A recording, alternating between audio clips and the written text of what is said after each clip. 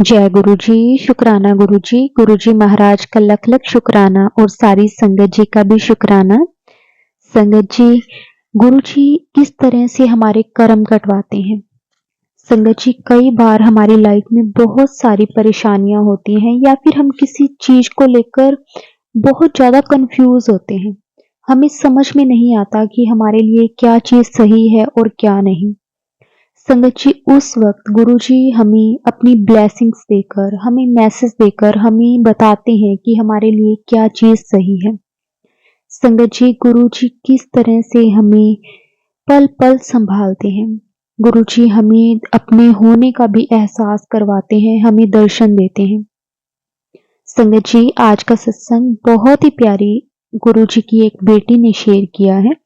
संगत जी, सत्संग में गुरुजी की बहुत ब्लेसिंग्स हैं, इसलिए संगत जी हमें सत्संग को पूरा जरूर सुनना चाहिए। गुरुजी हमेशा कहते हैं कि सत्संग सुनने से भी आपके कर्म करते हैं, सत्संग सुनाने से भी आपके कर्म करते हैं। और अगर हमें कभी भी मौका मिले गुरुजी की वडियाई के लिए कुछ कहने का, तो संगत जी हमें कभी भी वो मौका नहीं गंवाना चाहिए। हमें गुरुजी की ब्लेसिंग्स जिस भी तरह से हम ले सकते हैं, संगत जी हमें जरूर लेनी चाहिए। हम गुरुजी के बच्चे हैं और गुरुजी हमें ब्लेस करने के लिए कितना कुछ करते हैं और हम अपने गुरु के लिए कुछ नहीं कर पाते। संगत जी, बहुत प्यारा सत्संग है, सत्संग को पूरा जरूर सुनना है। संगत जी, अगर आप भी अपना सत्संग शेयर करना चाहते हैं तो डिस्क्रिप्शन में व्हाट्सएप नंबर और जीमेल आईडी दी हुई है, आप उस पर सत्संग को रिकॉर्ड करके हमें भेज सकते हैं। तो आज का सत्संग संगत जी हम शुरू करते हैं। जय गुरु जी, शुक्राना गुरु जी। जय गुरु जी। संगत जी, मैं नोएडा से, ये मेरा पहला सत्संग है और मुझे बहुत घबराहट हो रही है कि पता नहीं गुरु जी मैं कैसे गुरु जी की वडियाई कर पाऊँगी, क्योंकि ब्लेसिंग्स तो उन्होंने बहुत दी हैं, बहुत दी हैं। जब से उन्होंने मुझे अपने इस स्वरूप के साथ जोड़ा है, मेरे दिमाग में इतनी पीस, इतनी शांति, मेरी लाइफ में सब कुछ इतना अच्छा होने लग गया है। मैं कहाँ से शुरुआत करूँ। बस आज गुरुजी से यही प्रार्थना है कि जो भी वो मुझसे बुलवाएं, सब मैं जो भी उन्होंने मुझे ब्लेसिंग्स दी है, बस वो मुझसे बुलवाएं। और हम तो कहीं स्टैंड ही नहीं करते कि हम गुरुजी की वडियाई कर सकें। इतनी मतलब मैं गुरुजी से लास्ट ईयर जुड़ी थी। उन्होंने मुझे जोड़ा था मेरी मासी सास के सत्संग से। वो भी एक बहुत बड़ा, वो भी एक सत्संग है जैसे मैं उनसे जुड़ी। तो लेकिन वहाँ जब मैं गई तो मुझे इतना पीस, जो भी मेरे दिमाग में चल रहा था या मेरी लाइफ में जो उस समय प्रॉब्लम्स चल रही थी, वो ही चीज़ वहाँ पर जो भजन या जो गुरु जी के सत्संग चल रहे थे, वो उसी में मेरा सब, मुझे रोना आता रहा। मैं बिल्कुल उससे ऐसे कनेक्ट कर गई थी उनसे कि लग रहा था कि पता नहीं कितने सालों से जानती हूँ। और एक दिन क्या हुआ कि मेरी लाइफ में बहुत प्रॉब्लम्स चल रही थी। मेरे अपनों ने मुझे बहुत बहुत धोखा दिया है, या मैंने जो लाइफ में देखा, क्योंकि मैं उनसे बहुत इमोशनली अटैच थी लोगों से, तो मैं बहुत ज़्यादा इमोशनल थी। एक दिन मेरा बिल्कुल ब्रेक डाउन हो गया, क्योंकि मेरे सारे अपनों ने साथ छोड़ दिया, कोई भी मुझ पर यकीन नहीं कर रहा था। तो एकदम से मैं ना, मतलब पहले चिट्ठियाँ अपनी खुद पेपर पे लिख के उसे फाड़ देती थी ताकि मेरे मन का सब निकल जाए। तो एक दिन ऑल ऑफ अ सडन जब मैं सत्संग अटेंड करके आई, तो उसके बाद जो भी प्रॉब्लम मेरी लाइफ में चल रही थी, मुझे उसका आंसर गुरुजी की एक बहुत पुरानी फ़ोटो, उनके आई थिंक कॉलेज डेज़ की होगी, तो उस टाइम की वो फ़ोटो मेरे सामने अचानक आई, और उस आंसर के साथ जो कि मैं सुनना चाह रही थी। मुझे लगा कि ये क्या हुआ, और फिर मुझे इतनी शांति मिली। वो पढ़ के मैं बार बार वो पढ़ती रहती थी। फिर क्या हुआ कि जैसे ही मैं अपनी मासी सास के सत्संग से आई तो मैंने उनके बारे में सुनना शुरू करा। मैंने नेट पे जो भी मैसेजेस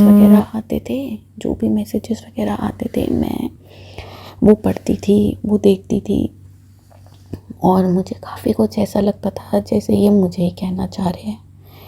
एक दिन क्या हुआ कि मेरे मन में भी ना इच्छा जागी कि मैं बड़े मंदिर जाऊं, लेकिन फिर मुझे था कि सिर्फ मैं ही मानती हूँ, पता नहीं इतनी दूर मुझे कैसे, मतलब क्या मेरे हस्बैंड मेरे साथ चलेंगे या नहीं, मतलब मेरे अंकल मेरे साथ चलेंगे या नहीं।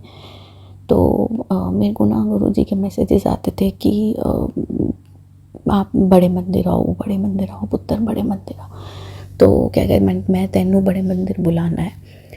तो मैंने ना एक दिन गुरुजी के नाम ले करके इनसे पूछा, हमारी ऐसी मेरी और आपके अंकल की, मतलब मेरे अंकल की बातें चल रही थी, तो हम दोनों डिस्कस कर रहे थे कुछ। तो मैंने बोला कि एक दिन चलेंगे। तो इन्होंने बोला कि क्या कहते हैं कल ही चलते हैं।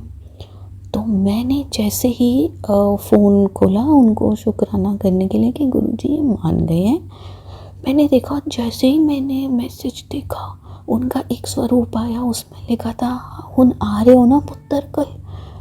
ओ मेरी तो मतलब मैंने सोचा ये कैसे हुआ, मेरे मुंह से एकदम हल्की सी स्माइल निकली और शुक्राना निकला कि थैंक यू गुरुजी। और तब से मेरा विश्वास जो है बनना शुरू हुआ। सत्संग तो बहुत हैं, बहुत सत्संग है हर रोज़ के, जब से मैं उनके साथ जुड़ी हूँ शायद रोज़ का ही एक सत्संग होगा कि उनके वो जिस जैसे दर्शन देते हैं, वो जैसे संभालते हैं। कभी कभी तो लगता है कि हम इंसान कैसे हैं कि हमें भगवान इतनी शिद्दत से संभालने में लगे हैं और हम हर बारी मायूस होकर बैठ जाते हैं। भगवान हम पर कोशिश कर रहा है पर हम खुद पर नहीं करते। तो हुआ क्या कि जैसे मैं उनसे जुड़ी, कभी टाइम होगा तो और विस्तार में सत्संग शेयर करूँगी कि मुझे उस टाइम पर मैं हनुमान जी को बहुत मानती थी। तो उस पर्टिकुलर टाइम पर मेरे पास अपने आप ही उनसे जब जुड़ने का टाइम था तो अपने आप ही ना क्या कहते हैं हनुमान जी, राम जी और शिव जी की, पता नहीं वो मेरे को अब नहीं दिखाई देती नेट पर, लेकिन कुछ वीडियोज़ आती थी जिसमें एक वीडियो ये आई कि शिव जी कहते हैं कि मेरे इष्ट राम भगवान हैं और हनुमान जी राम के, तो ये तीनों का एक ही संगम, उन तीनों का एक ही फॉर्म में उनको दिखाया गया। तो मेरे को ना वो वीडियोस रोज़ सुनाई देने लग गई, दिखने लग गई, मैं अपने आप ही वो नेट पे आ रही थी। तो मुझे समझ में आया कि अच्छा ये गुरुजी जो महाशिव है, ये शायद मुझे इसलिए दिखाना चाह रहे हैं कि पुत्र मैं हनुमान जी, शिव जी, राम जी, मैं सब एक ही हूँ। और फिर जब हम वैष्णो देवी गए, वहाँ का इतना डिवाइन सत्संग, मैं कैसे बताऊँ, अगर बताऊँगी तो पता नहीं पूरी रात ही शायद निकल जाए कि क्या कहते हैं मुझे वहाँ पर सब कुछ कैसे अरेंज हुआ। मतलब मैं इतने आराम से इतने डिवाइन दर्शन करके आई और फिर जब मैं आई तो मुझे गुरुजी का मैसेज फ्रंट मतलब फुल पॉपअप हुआ कि मैं और माता रानी सेम है। फिर क्या कहते हैं जब ऐसा हुआ तो मुझे लगा कि देखो गुरुजी कितने टाइम से हर रूप में मुझे, फिर जैसे जैसे मैं कनेक्ट करती गई तो मुझे ये लगने लगा कि कैसे वो मुझे, अगर एक तरह से देखूं तो बचपन से ही वो मुझे प्रोटेक्ट कर रहे थे। बट इस गुरुजी ने अपने इस स्वरूप के साथ मुझे लास्ट ईयर अगस्त 2022 में जोड़ा।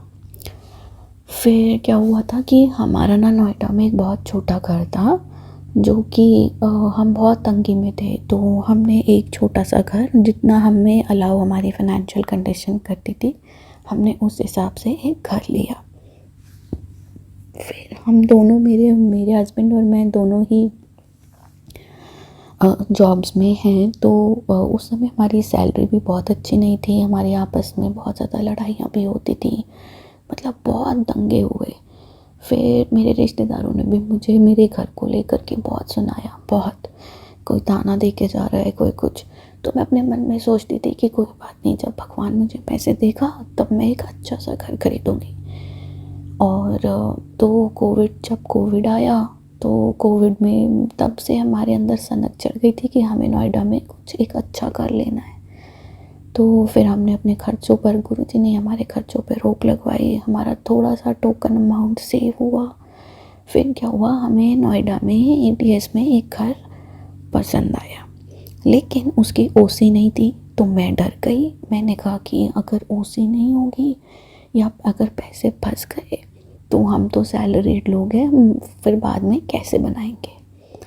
फिर क्या हुआ, हमने कहा कि चलो ठीक है, फिर भी जो हमने जोड़े थे, मेरे अंकल कहते कि नहीं मैं तो लूँगा ये घर। और इनको किसी के थ्रू पता चला था, अपने फ्रेंड के थ्रू, कि नहीं इसका ओसी आ जाएगा। फिर क्या हुआ, जब हमने घर लिया तो घर बुक करा तो ओसी आया नहीं। तब भी मेरी बहुत घबराहट लगी रही, तो भी मैं भगवान से प्रार्थना करती थी। तब तक मैं गुरुजी ने मुझे अपने साथ जोड़ा नहीं था। अच्छा, और उनसे जुड़ने के बाद जब हमारा ओसी आया तो हमें ये नंबर का जब पता चला तो इसका नंबर था 1, मतलब टोटल था 7। ठीक है, टोटल हमारे घर का नंबर था 7।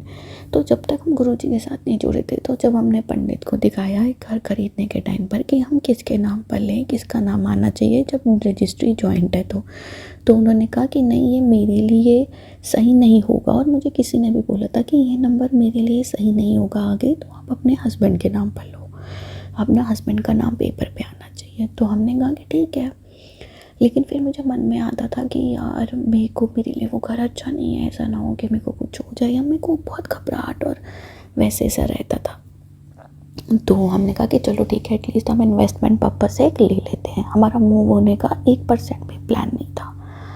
लेकिन फिर क्या हुआ कि जब मेरे को गुरुजी ने जोड़ा तो मेरे को पता चला कि सत्संग के थ्रू कि उनकी 7 नंबर की ब्लेसिंग है। और जब हम ये डिसाइड कर ही रहे थे, जब हमारा कुछ नहीं हो रहा था कि अब हमारा बच्चा बड़ा हो रहा है, उसको परमानेंट स्कूल में कराना है ये नहीं, तब हमने डिसाइड करा कि चलो उस घर में मूव होते हैं। लेकिन हम बहुत ज़्यादा असमंजस में थे कि करें क्या। तो हमें गुरुजी ने राह दिखाई और मेरे दिमाग में एकदम से आया, अरे उस घर का नंबर तो 7 है, तो मैंने टोटल जो है वो 7 है। फिर मैंने सोचा कि अब मैं कुछ नहीं सोचूंगी कि मुझे किसी ने बोला, जो भी बोला हो कि मेरे लिए सही है या नहीं है। मैंने कहा अब मैं उस घर में मूव ज़रूर होंगी, जो भी होगा गुरुजी देख लेंगे। ऐसे ऐसे करके हमें गुरुजी ने राह दिखाई। और फिर क्या हुआ कि एक और हमारा बड़ा सत्संग है। मेरा बेटा जब 4 या 5 साल का था, तब से उसको ना टॉन्सिल फूलने की बहुत ज़्यादा, उसके टॉन्सिल फूल जाते थे, तो उसका बुखार भी 6 तक जाता था। जब उसका बुखार भी 6 तक जाता था तो हमें बहुत घबराहट होती थी कि कैसे ठीक होएगा। तो हमारे रिलेटिव्स के थ्रू हमें पता चला कि एक होम्योपैथिक के डॉक्टर है। हमने उनसे दवाई लेनी शुरू करी। उन्होंने कहा कि साल भर तक दवाई चलेगी। अब उस बीच में हमें गुरुजी ने जब अपने साथ कनेक्ट करा, तब मुझे बाद में पता चला, जब मैंने सारी वही चीज़ें जब कनेक्ट होने लग गई कि जब भी मैं उन डॉक्टर के जाती थी तो मैंने नोटिस करना शुरू करा कि ऐसी कार जिसके पीछे उनकी ब्लेसिंग हो, उनकी ब्लेसिंग लिखी होती थी कि ब्लेसिंग ऑलवेज गुरुजी या जय गुरुजी ऐसे करके लिखा होता था। तो मैंने सोचा कि अच्छा गुरुजी तो हमेशा ही मेरे साथ चलते हैं, मैंने नहीं ध्यान दिया या कभी पता नहीं था तो उतना ध्यान नहीं दिया। फिर पता चला कि जो डॉक्टर हैं वो भी गुरुजी को मानते हैं। तो हम उनसे दवाई लेते रहे और हमने कहा कि चलो ठीक, हमें अपने बेटे में फ़र्क भी दिखने लग गया। फिर जब क्या हुआ, हम इस घर में जब शिफ्ट हुए, जो हमें गुरुजी ने ब्लेस करा था, उसमें जब मैं सुनती थी या मैं गुरुजी से कनेक्ट करती थी, तब एक रात को मुझे सपना आया कि गुरुजी वाइट चोले में, मतलब जहाँ तक मैं ध्यान कर पा रही हूँ वो गुरुजी थे, लेकिन किसी ने वाइट चोले में मेरे ड्रीम में आकर के मेरे बेटे का बिल्कुल इतनी ज़ोर से गला दबा दिया। मैं डर गई कि मेरे बच्चे को कुछ हो तो नहीं जाएगा। लेकिन मैं उठी, मैंने खुद को संभाला, मैंने गुरुजी का नाम लिया। मैंने कहा गुरुजी अब आप ही हो, आप देख लोगे। मेरे मन में आया कि कुछ नहीं होएगा रू, कुछ नहीं होएगा, तो सब ठीक होएगा। मैंने अपने आप को संभाला और फिर मैंने धीरे धीरे नोटिस किया कि हर मौसम चेंज में जो उसको ज़रूरत पड़ती थी दवाई की या उसके टॉन्सिल फूलने की, वो अब बिल्कुल ठीक हो गया है। जिस दिन से मुझे ये सपना आया उस दिन के बाद से मैंने लोटा प्लेस करा के वो मैं उसको देती रही हूँ, उसको जल प्रसाद अपने बेटे को। लेकिन फिर मैंने नोटिस करा कि इसकी जल प्रसाद के साथ साथ इसकी बीमारी उस सपने के बाद से ठीक होने लग गई और अब टचवुड उसको बिल्कुल ज़रूरत नहीं पड़ती है। जय गुरुजी, शुक्राना गुरुजी, जय गुरुजी, शुक्राना गुरुजी। तो मुझे लोटा ब्लेस कराना है, पीतल का लोटा ब्लेस कराना है, ये सब मैंने सत्संग से सुना। उसके क्या क्या चीज़ें होती है मुझे अपने आप ही जो मैसेजेस आते थे मैंने वो सब देखने शुरू करे, फॉलो करने शुरू करे। तो मुझे ये 2 मेरे आज के बड़े सत्संग हैं। बहुत सत्संग है, जैसे गुरुजी दर्शन देते हैं, जैसे हमें संभालते हैं, जो बात करते हैं। अभी भी मेरी लाइफ में बहुत एक पर्टिकुलर चीज़ को लेके बहुत टेंशन चल रही है। बस गुरुजी मेरे कर्म, गंदे कर्म जल्दी से कटवा दें। बहुत कई बार दुख होता है कि पता नहीं हमने क्या कर्म करे थे जिस वजह से हम इतना करें। बट शुक्राना गुरुजी का कि उन्होंने हमारे शक्ति दी कि जो भी हम कर्म, एक तो उन्होंने हाथ फड़ा और जो हमारे बच्चे कुछ जो कर्म है वो कटवा रहे हैं और शक्ति भी दे रहे हैं कि चलो तुम इस चीज़ से पार हो जाओगे। अभी भी जो मेरी लाइफ में टेंशन चल रही है, गुरुजी ने चाहा तो उससे रिलेटेड भी मैं जल्दी सत्संग शेयर करूँगी। जय गुरुजी, शुक्राना गुरुजी, शुक्राना मुझे संभालने के लिए, मेरे पूरे परिवार को संभालने के लिए। बहुत सारे सत्संग हैं डेली में। कभी जैसे मैं गुरुजी से जुड़ी, कैसे उन्होंने मुझसे कम्युनिकेट करा, कैसे उन्होंने अपने पूरे परिवार, मेरे अंकल और मेरे बेटे सबको जोड़ा अपने साथ और कैसे हमें राह दिखाई। हर चीज़ में गुरुजी ने इतना ब्लेस करा है। गुरुजी, जय गुरुजी, शुक्राना गुरुजी। और गुरुजी मुझे आपके मैसेजेस समझ नहीं आए थे कि मुझे सत्संग शेयर करना है। आज बड़ी हिम्मत जुटा करके मैंने बस सत्संग शेयर करा है, क्योंकि आज मुझे संगत जी एक मैसेज आया था कि मैं बहुत बड़ी भूल कर रही हूँ, मैं अपना सत्संग शेयर नहीं कर रही हूँ। और फिर मुझे लगा, मुझे एक वाइब आई कि शायद ये मैसेज मेरे लिए ही है।